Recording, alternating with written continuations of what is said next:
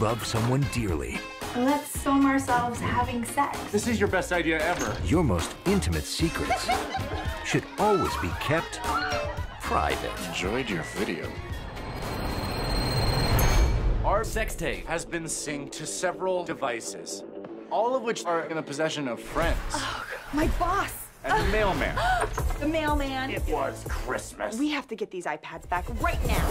How did you guys feel when you first got the script and you thought, I'm gonna have to get really naked? Oh. Well, I got a script originally from a woman named Kate Angelo, and it was just really funny. And what it really was about a couple reclaiming their love life after being married for a long time. So I was focusing much more on that than having to get naked, I gotta say. Like, it seemed like a great way into a really modern love story. Yeah. And how was it on set when you had to do those scenes together? I guess, did you rely on each other to make yourself feel comfortable?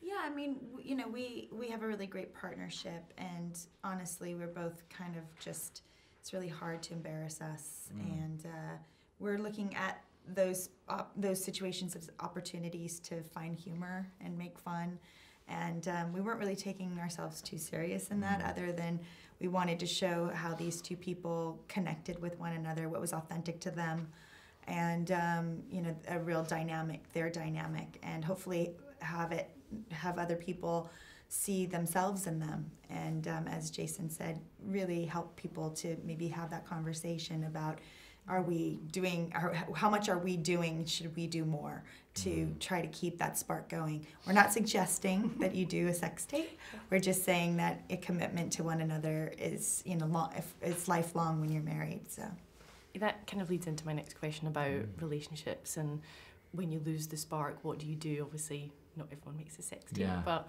what do you think, what do you both think is the secret? Well, I don't have a lot of experience with it, but from my understanding from couples who I admire, it's about remembering that every day is a choice and keeping that spark alive every day.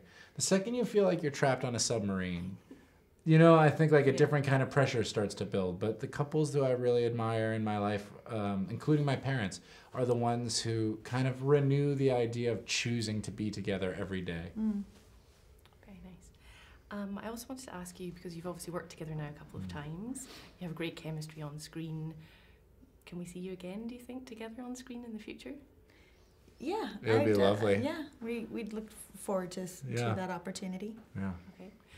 My last question is about, so obviously if a sex tape or intimate photos get into the wrong hands, you know, friends and family, it's obviously embarrassing. If it goes viral, however, if you are somebody famous, that's horrific. And obviously what's going on right now in the media is, I mean, how, as Hollywood figures, do you feel about that intrusion? I haven't seen any of it because I just don't want to look at it, but it is an absolute crime. It's a true crime. It's illegal to do what the people did.